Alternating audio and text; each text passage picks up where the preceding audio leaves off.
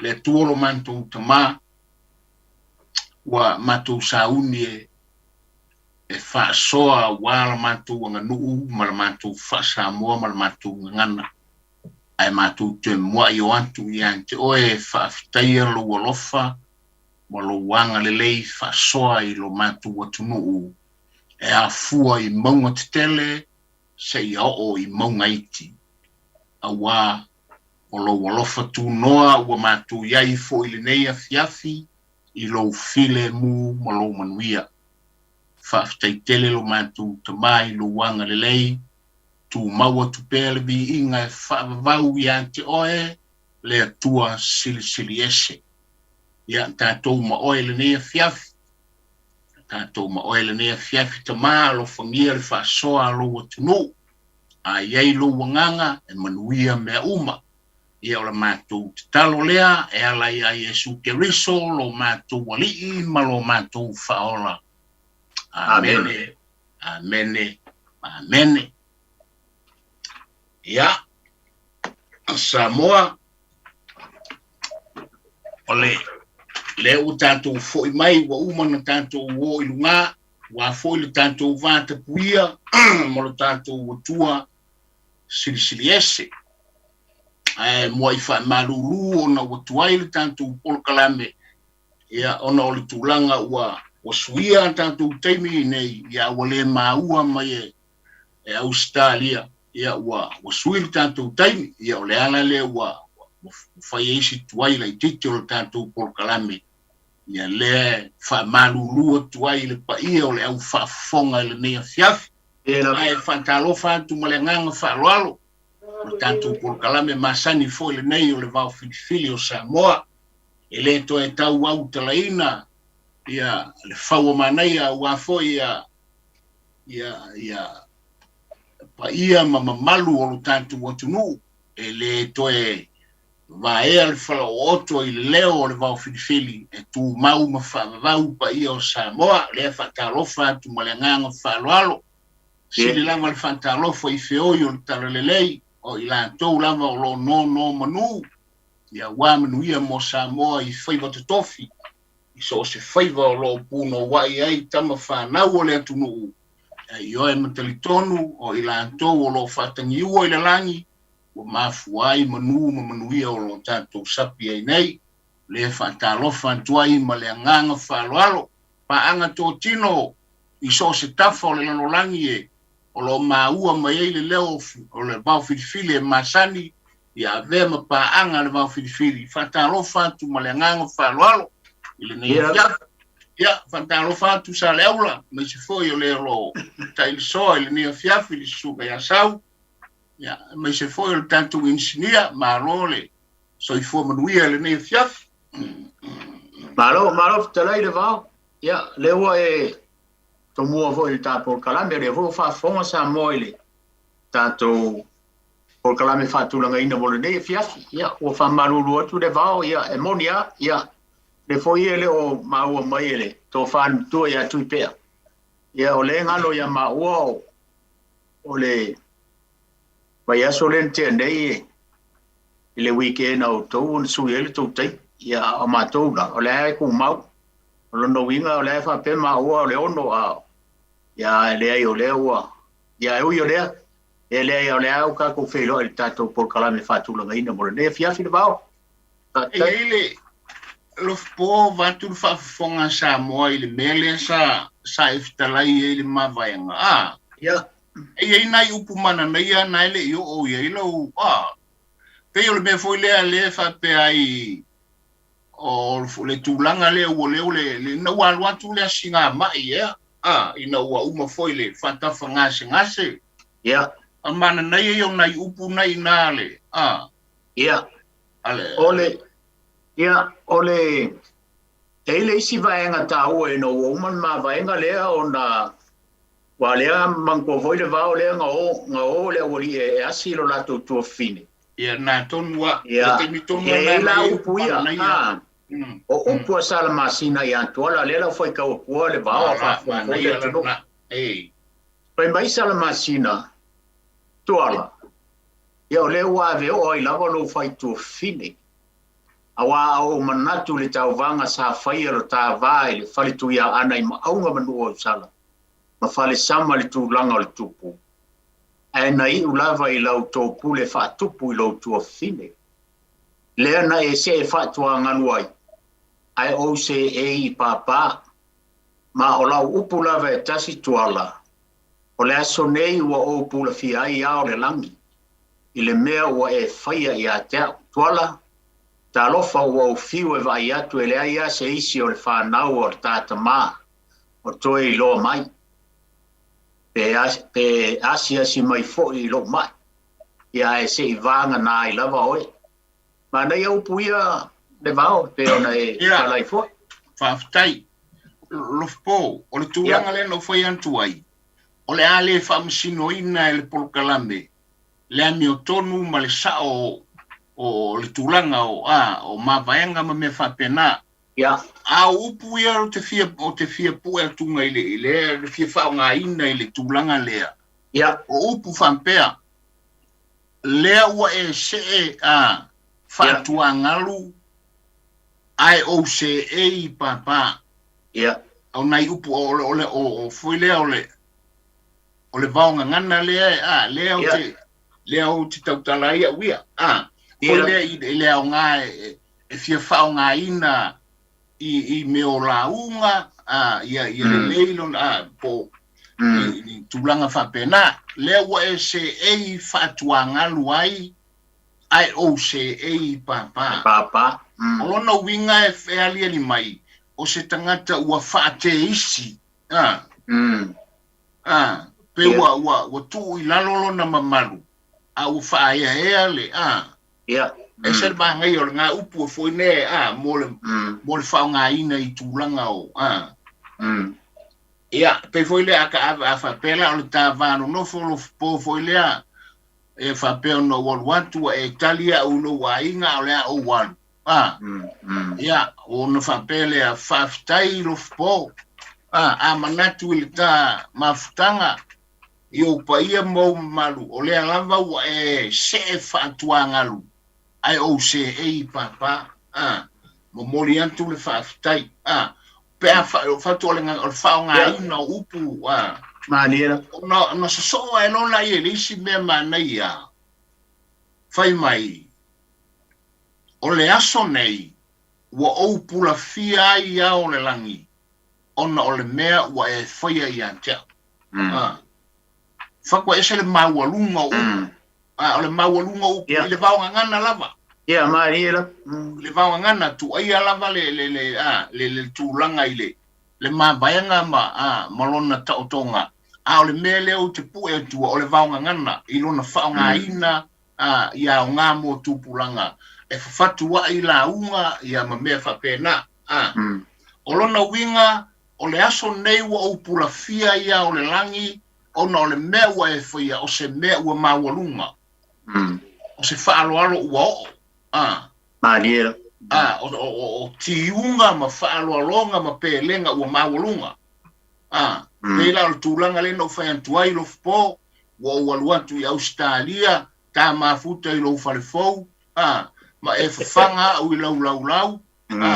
Wa e whaase tua ngalu au nofo I le ulu o le lau. I tūlanga ia. E ono le teimi o le a o walu. O nau whapea tulua le Lofipo. Whafteitele le whaaloalo. A manatu a tātou ai e te whaase e whaatua ngalu lava. Ai o se e pāpā. A manatu fo le tā mafutanga. Wa matua o pula fia o le langi. Ono mea ua e whaia I antea u pei o le upu o le tamaitai. Te whaifa. Peila o whao ngā ina upu ia Lofipo le au te au te whaiantua ia au ia ea o ngā mua tātou whanau. Le whao ngā ina upu. Ia ta ilo ia ilo whinalo Lofipo. Manaya le talenga le Vaofilifili Samoa Faliuga wae. O le tele a foi o ilato e whaitau le tala ina ia fia maua le ano moni o le mawaienga ma tūngā tala na whai e sara masina misiona tūngani. Al mele wai fitala i le vao le vaenga le whao ngā ina le vao ngana. Ese le mānei e lau whalongolongo. O le mānei e lau whalongolongo I le vaenga le foi whaafonga mai le tunu e o ngā tele mta ua. Ia I lātou foi o lo fia maua ia. Ia le fisosoani mai foi le tātou po kalame manaia lau whaasoa ne fiafi. Atonu foi e. Tau titi mali mai ia le tō whaale matua te tono I longa e lava mai po kalame wa le e fuafua le ono. Ia lenga le ua a mata le tūramo mua. Ui o lea, ia o lea whaafonga mai le tunu e. E isa si mea te fia kalai e le whawe kusa manatala lea. E ai, whātua I o le tūlanga lea, ia foile, ia mausali le anga o le peia o le tūlanga mana, ia le fuwai fitalai ai. Ia. Te lea ina tātou whaamasino, le sao, ma le sese o le mawaenga. Le anga e peia o le tātou e peia talalasi le atunu. E taofi ese le atunu I mawaenga ma ai pe o le mele o upu e tua I le mawaenga lea o le whaonga ina upu o le mai upu I whaonga ina wā ia tanto walo ma whanau whape o le hele o ngā o le meo mawaenga ma mea ia pisa I lau waenga ia ai se le tāua upu le tonu e whaonga ina ia lantu tautalanga pe la le tūlanga lea wa whai foi le mama ua lomi ma le wha ua ngoko. Pe ua fiu foi e whai. Au ni nai upu e pe e fou nai upu ia. A whape e whai le whawhitai o na whape lea. A manatu I pe la ua karika ua sau. Ia umaloa le a whawhitai a sau ia whawhitai o na whape lo lea. Sau whawhitai te le lava le whaaloalo. Ele ngata o le vaa ua ngoto, ua mama ua lomi, a o lea foi ua e whaase e tua ngalu o wau pa ia mau mamalu, a o lea lava ua mase e I papa, o li atu le whaafitai tele, ma lea nganga whaafitai. Ia, ele ngata foi lea, o lalo I upu lai lalo ifu, ese le mau o lulunga o na upu, ele ngata foi lea sau, o le mea moni o au tiunga ma au whaaloalonga. Ua pula fia o le langi. Ua pula fia o le langi pe o le upo o le tamaitai. Le tupu te whaiwha o sa le masina. Le whapeane ai ua au pula fia o le langi le mea na e whaia. Le mamuri antu le anganga whaafitai. Whātua le matua I kango e whaapi whakasi upu ia o isole. Esele au lelei. Ia, sao lelei ai, karainga le vau, ai maise o se matai e pito siri anu tau aloa. Ia, ele ngata fuilea o se whaiwhi au. Au ne ngei lava ua whaase e kua nganu I pa ia ma mamalu. Ia. Ua le mangaku ai o mamalu ma o ngā kau aloa. Ia, ua whai ale, le whaiva o le o whaaloalo ma mea whapena ma ngai alo whaangai ngore upu le bao le whaafonga mai le tunu e pea ngō whaia por ke le au ila koe e kauloa I le mawaenga ia whi ngau loa whi kauloa pesao pese le mawaenga au le la wae maia le vao e pena e fitalai o le wae maia le whaonga anga o le upu o le mele piko sirin ka ua ia kea e le ngaka fui o le ka ua ia kea por ka ko wapur kalami Ia le hui tāua le whaafonga mai le tunu. Ia le tāua le whaafonga le tunu ma pēa whai e whasoa mai. Ia. E le ngata e whasoa mai le mamaenga. Ia e whasoa mai foi le nganga upu ia wa tātou. Wa le mele u whantāua ina le porkalambe. Ia o le ale o le porkalambe le sao ma le se. Ia o le whaonga ina upu. Ina ia tāua, maua se mea o ngā mo tātou whanau. Ia mō le whaonga ina. Ia wai kūro, e mese lala, si lone tai. Ia ona tua, e loe lunga whamai, whaafitai le whaaloalo. Manatu I le, manatu I le mawaenga ale. Ale tupu te whaiwha I antuala.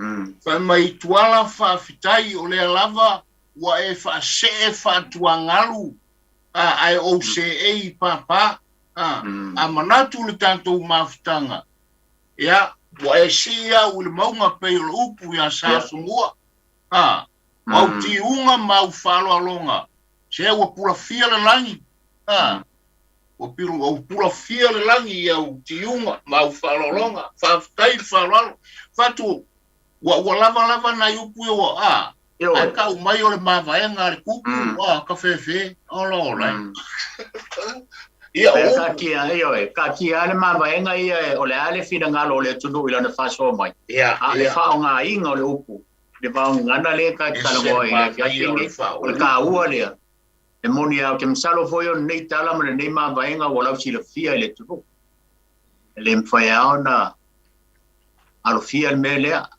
a le faonga ina upu ia le mele pipsi en ka ua mai ane fa fonga mai le tunu tonu foi fa so mai ni se le tunu le au to le au talaia ma le au faiuta e mai foi so la to fina ngalo i faonga ina ia foi e fa so mai ile mavaenga ia le ia se meu ia iwa o le uki ga kaimi onga o le karfe ngai kaimi ia onga o se ai kaimi ia ai tara tatu leina pe o ia si fa so mai pe ia si o pa kari mai lenga pe si fa so mai ia o kara ka ko lenga vene fa fo mai le tro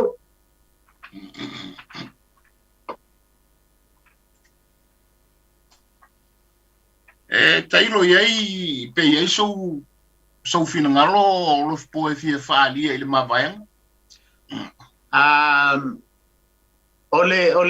ele ise me o te ona e pe ele me o ke fia kalango ai wa ele o I mavaenga ele matai ole au ka ua pe le makai mai ngo samatau ele matai ole au le ka o sofa ele ngan kalango mai ke au ko inga ile vaenga le mangko foi o pe o I sa makau le usunga foi le longa iva e ai foi a tuian tamale langila ya si o fasi ma si o mea ia mangko foi ole ele yo o se furo usunga ale upo ko inga fa mi ke orfo ale ko e usunga fa ia kuia an tamale langi a vai ko fanga le alo e ke ngamo se manguo inge e ai pa kala le ko inga fa ia ke ia o fa le mo mano fo fa ke ele no pesa ia o manko foi usunga mon muri le pa fa pesa lo poita o lua ia ke sam tausa mau su el ko inga ia le ki ve amale anga ia ai manko foi o ko ave o ku yang kamal langi o usu ia vai ko fanga le ia sal masinga e se mangue ele fica le ko inga ia mo ma fa le va pe ai sa fo ai ang fa pe se mangu ia ko fingar ko inga fo ele o ia fa vela veia na le ko usu le sunga muri long chepo inga o le o kala ngo fo Siāmoā enga fo fa tupu manatu fo I wai ia ele tulanga le Lofipo te fitalai ai mana tua fo yo mena au watu sa va ave ia le balas ai ona watu lai o terminal lai vai tamba balas ia sal masin ia sa ia se fite na inga ina fa pe ele I malia ia tupai ona le upa e ave ia balas ave mel balas ave la tamba le fa lo tua le tembil na fa me watu lai kiki le sidi le fa men toi foi tupai ele fa ia papa ana la tu le toi fa mai le on sal masina ia alwe fa ile me la fina ngalo ele te mai ta na le ona papa ile tama sal masin ka toi tasil na me ole ma vaenga le na sai ko nei o telefia o yeso le sa fam talanga ile tulanga le na fa pena ile vao o sala masina matuala ona ona no futupu te fai ia sala masina na ye una te fa e mena no fa tuai fa so pele tunu por asi finalo le tunu I tulanga ia ma nei telefone lo finalo ia ole kala ko inga mai ia longa varu male longa ifa ia saya ia mana tu fa pe uma ia i le usunga ko ia o kala ko ia fa pe uma i longa valu ma longa ele o le usunga ku ia anka male lang ia vai ko fanga le mafuai onga ave lo sala masinga ma wi o fanga o ko ale ku ia ko ia langa fika le fa ma fa ia o vole mo ma fa wa ma ri foi pen fa pe au le me pen fa pe le ko mu le me le usunga long si fu ia pe kai o le wa usulo e longa usunga se fu ia ave lo ma wi o le fanga o ko si fu ai o ma ku ia o mo me fa sai kolosia ma kai o mu o le ma fa pen fa pe pen fa pe ele alu le usunga long se fu anga ngaka le valu ma le iva ia lo mo winga kai ia se fa so mai pele tunu mo le ka mata upu le wa ave o le mavaenga salma sina ia tola ilonga o ngange uma kua wa upu nei te whalongo tele ina tiwai le ainga santuala yo whapeo le ainga na kirofia ai le langi ia whatu ia po le ainga fo meina masa sai ai le langi ono aila ono upu ia ia tau te vaila ile mawalunga ile mawalunga awar le upu fa mele upu salamasina ia tuala wa utilo fia o le langi ona o le mea wa e faia mawalunga ole fatu ile o foi la I mea ile vaungana upu le na ufai antunei fa ngale upu le ai I falolonga matiunga wa mawalunga awa kako kilo fia le langi ise falolonga o lona wingo tatou lo atu le atua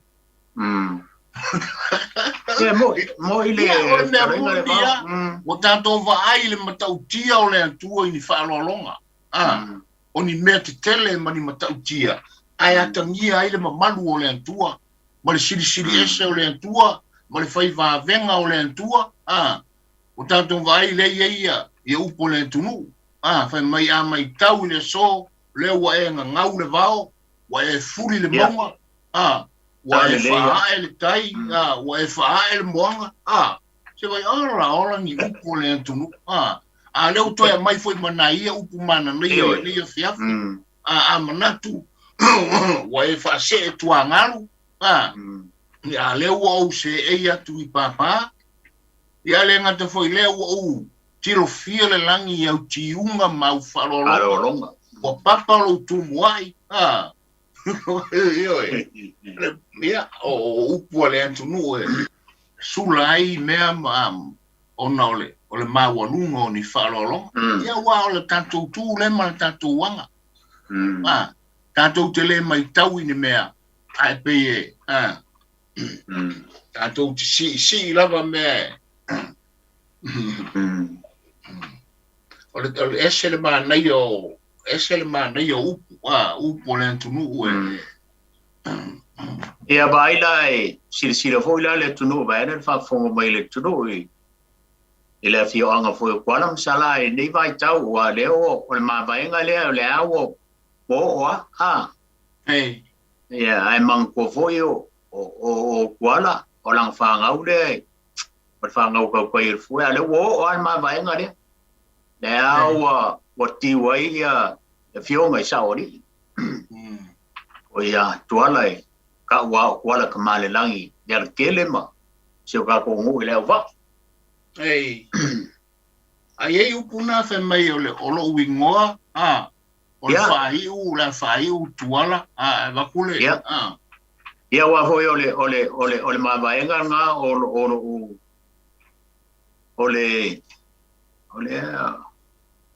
ole fai o lo ingoa le fai wai ia nisi o lau whaangau ma whaangau o lau whaanga le la ia wa o le u whaalangi ia le fio mai sa o li po inga ila kele ma le wa tuala ta male o ai ngana loko upo le tunu upo pongo le fio ia u whaalangi le fio mai sa o li o kwana kamale pe a upu i on ma vai ngai le pe a ve se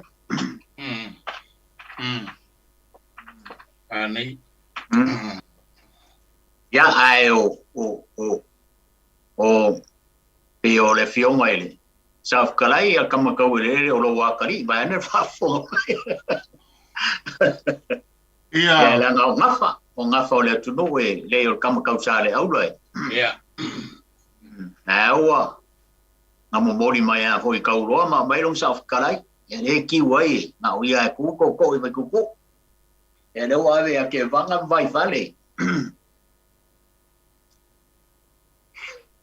Nei ta ua yo me fa pena ta ua yo me fa pena wai no sau foi o lotu naioi tele mantu so wai el mantu lotu nai le ova ya ta te ruantu amo tilo pel no foi o le tu malo sa le ulama le ova tele yo matai na wala tu le malama ile le no foi I vale oila ma male tu malo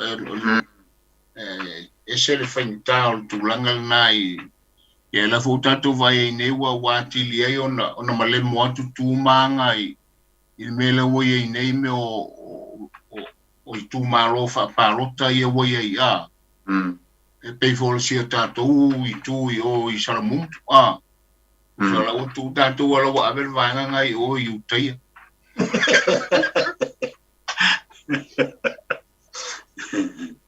ya saupe o yese valau po iska ko valau fakari po ya le vuelta to valau ya tarofa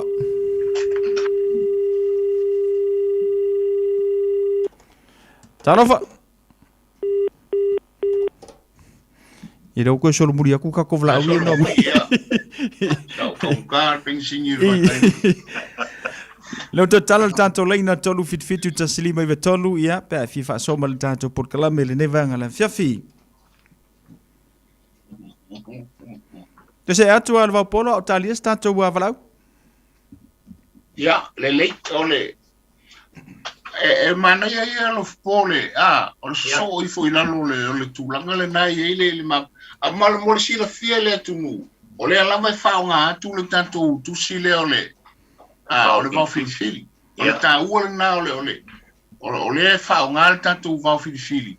Ina ia ta ua mo le tunu o nai la tu te fa mia le tu si le ole Vaofilifili. E wel tanto valau Levaopolo fa mo bon. Ala vale. Ya, le wel ka valau le vau. Ya. Agaro fa ku le valau. Kalof. Ya. Kalof. O maro se foi. Oi uma cor ga ko kalame vai poa. Marole on sai. Ya agaro fa ku so Lofipo. Maro se foi. Que de vai agar ko ua. E ole o kere vai ane fa fonga vai le tuno ko por kalame va pe kai. Oye, que nei roinga o sui kaibi. Ole o sui o po ma ko le suia. Oh, esa kauga so kai vai al Vaopolo po sui kaibi. Ya voi larga. Ya. Maro. Ya fa kai. Ya, bawa for malo si fa lo ko por kalame. Atai. Au. E kia ku lo le kio le vai aso le ke ko por kalame. Lauga mai Asi'ava e makau sisiri. Ia o fa pela ai ko inga o ko fa e on kofi. Ia la ko ka pega la le que o fa pe ese se por kalabe o fa o ko ka pe e la le que o le fa so a por kalabe. Ole bele ole ba vaega. Ese el caua le veo el baba era Lofipo ba Faliuga. Era. E ogi bea foi le o se buka aga poi o se bea ku fa solo. I kogo se aiga ogi upu kau ba vai se o ye ko se ai ga bro ga wa ke dale wi ga upo ba vai ga pile fa ga ga lo po ba vai ga wa le si ba vai ga ka wa le le fa ga so le upu ba va le abadi ko ba ku bagua balaga foi de ga lu abadi ko balaga ku kuida le ga fa bale le badi ko fa pe ku bagua se le au foi balo loko o bali a ko balo va o goko yo o bali la bagu sa ku ri ko o bali la ui sa ka de vasaloa o baliela o kalo sa ko de fusiloa o baliela o kolo sa ko de pai loa o ako a ko ba ko bikiloa a olo ku fai be ako ko se ko fa ku kubu age be o gao le kubu ako ko o ia la ba vai na lo fa ga pe de tudu e kau ba vai e fo gale e pe e kadi si fa lo o ma si kedi po se fa lo fo se Paulo wa ka si aga kai bi fa ga e se Paulo fo gale e se si ia kadi ba e aiga wala kiki be ga ku bala ko ia ai kele be o fa ba e aiga pe o le wiga ga o kele ba vai ga e se ka wa ro poba Yeah. O fa va peda tulu ya la kolauga. O le bela e fkalai sa wa e Faliuga il va ngana. E ai si ka ngaka e fa le fi de mele de va ngana. Aka fa va iga upor va ngana fa e aka kala ba fa lo. Bai si sa ai fa bai fo i se de sa. Upu ia le va ngana. Ai fai mai kaukala sao i nga ngana o nga malama lea ia e pefa pelare winga soifuanga Lofipo ma Faliuga e laga e mau e se ala tunu ko favor ka e malonga ka ofi mai upo va ngana e upo sao e fo upo e sao ai kaukala le nganga ku sao ia pe piko sidi nga malama ele ngaka i kupulanga ai fa pe foi me le ba tua o que fai akula o kaukala bal falo o que fa ga iga foi de que o kai u por va gana Faliuga al bagaye e berega o bai e pe sui ya e foi gale la kaukala ya kai lo fa ga u pu de kai bi ai aka fa ga de u pu a se de kai bi fa ga ia per kasiga wala leba foi ga fai ki o iskaka o se o kai bi ka fa ai de upu de va gada ia pero la ka fiso so ge ku de le be de ga ro ka wai de usuga de ya ta de ba wai ke ge de sala basiga ia e bogi de ia ole e kala la si ya la tudu ia wifi bai si ole o ke sa vai ke de vai ko faga ya ale bawo faga loa ba kua ga ye le ala ga upu fo ga le wa la veia le fini au bua bolo akua le suera li au bua bolo akua garu le ga ba ye kaba le o kaba fo le ga fai goa ile goa ga aku au bua bolo akua ya u walo fai ga le goa le o ke ye le ga fa ga bai a asid faga pa ko igao o le kuikoga ia faga bai ga bai ga fai go ai le ke ye ya vai ko faka o le kala malama ba le bauga le ka offer ba ko ia ke le ga bai fa kasia e au bua ba lo akua ia u walo fai ga ba ga wa kagi ke le fa pe lo le kuikoga au bua ba lo akua o bauru walo fai ga ba vakulo ko fi la le kagi ke fi aru ya walo fai ga o ga la le ga ba le ya le bauru ba ko i faga loa o le fa au kaba ya ko ba saga ai o fa ya ai fa au kaba ya i faga loa o ba ba na ukala ya or ke gera vai ko faga or ke ge faga loa ba kua foi ba usu lu fa se ko i ke ge lagi kauai fa e ga fa bagu usu ko i bagu ya bagu Pae le gafa ko rua kege o pai gu lasi ba wala galu. Usu bai di kui koga ya pai gu lasi. Ya. La ia kege le o vai ko faga ba un walo faiga. O le faga wa kui koga o un wa faiga ba pai gu lasi. O le baula ga ba ko. Ya, ele foi sei que o le baula ka fa lo ku le ka bai sa vai fa ba ke sa vai. Ya, ala la ia pinge e ba ko ia ba fuega bea. La wali ka ele ba ko ku va lo ia lo fuega. Ya, ele ai que fa ba lo ia be pela ia o calpe o kala pu kwaliga ba kala kuskusia. Ya, pero gaga que fa so ko foi lo por kalabe. Ya, vai foi pa o papa se le o le ko iga. Ya o ia.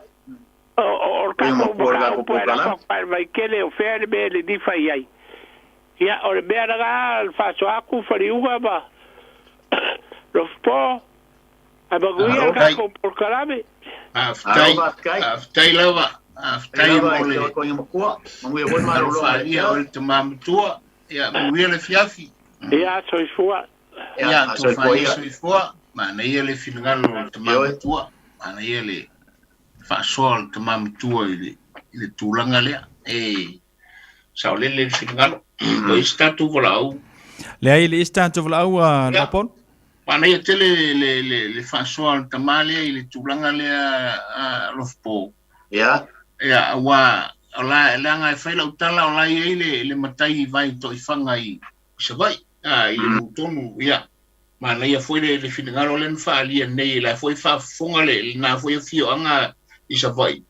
Leanga o wa uno fasanga ile vai toifanga na mafai mea mo le vai toifanga fa me sau mai Isavai.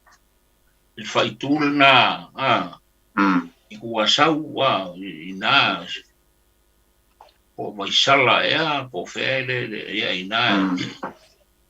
Na fa fonga mai ale le antunu tu sai male.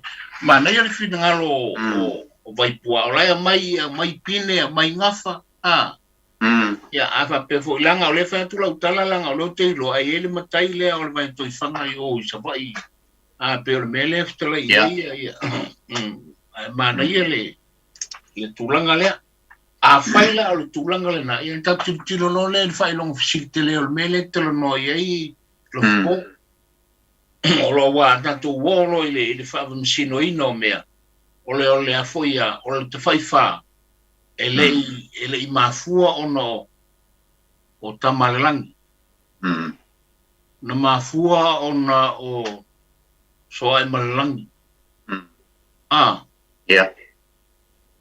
ia ona tatu tiro lo le pito le na mai nei o le fetau fa wai nei po fe tonu e vai toifanga o te mai taile o soai malelangi o te mai tai sau mai le tu na fatu ia tilo I tu na fa ia fa masinonga o mea ia le pe kau ponga mai stono o mavaenga fa pea e se taua o yo le sine mana ia lea mana tua foi fa fonga le antunu o le mea le mavaenga pe ona taua ile mele na ftala ia leanga ele na o tupu e mavae le ai e o ai o tanto matua tausi e fai ala tau mavaenga mena ala ina fai mai e o kuro la kangu fai mai fai markan kalanga ngo for ko inga fai mai o le mavaenga ko inga o na winga o la u le meta o matu ile atu le tau o mea ia e o le taimi o malo le fatafo le tupu poto lo le tu malo afa pe o le tupu a ana fe me o poto a ana o la me fatali le mavaenga o le toi upu o le tupu e o foi o tanto wainga e fata fanga se no le sa o le ainga o le a tole mana mal sa poto le wainga fi fa longo po le ase mavaenga le sa o le ainga e fa pe foi le toi ina mala na fanau e la tolo le mana val tama val aulitina he o mai bola se upor ko inga o lona winga o le upor ba paenga e masani ia ile antunu e masani ia ile antunu I mei o toi upu o toi mana vanga a le tulanga ile vao le mele o le upu vao ngana le esele me o le vao ngana esele me ta o le fatua I upu o te langona le mele na le stala ile to ina o vai puane o le mele ngana fatua I upu alanga le vao ngana ia o ngana Samoa na fatu maile o le tulanga na ile o mavaenga e mana tu ele tunu e ta u tele e ta u tele me o mavaenga e pe ole upu le mavaenga e fisiri pero mamo faule va o va ne fa fo mai le tu o le kaimi o le kaimi ro malo ale fa ka fa ngase o le sa o por ko inga na inga o ile la fa ir mavaenga ele fa ia pe malos pe e karkalangoa le sa o le ainga ma longa wa inga fa pe wai akakele fa longa fa pe e fai le kaimi o longa malosi o le tino malosi o le mafaufa ai fa ko a fai le kaimi ngo malo ale fa ta fanga singas e ala so solo mai a fo I pupu le tulu e o mai a so ngei e pe o le mea le ngai o le ia nge fisili alo mafaufa ia o nga o akako kalango le upu mavai ia pe o ngo I kaimi muri ai ia pe to fisili alo mafaufa o fa kai nga pe la me le fai so mavai nga o malos io no le upu mavai nga o le upu fa tofa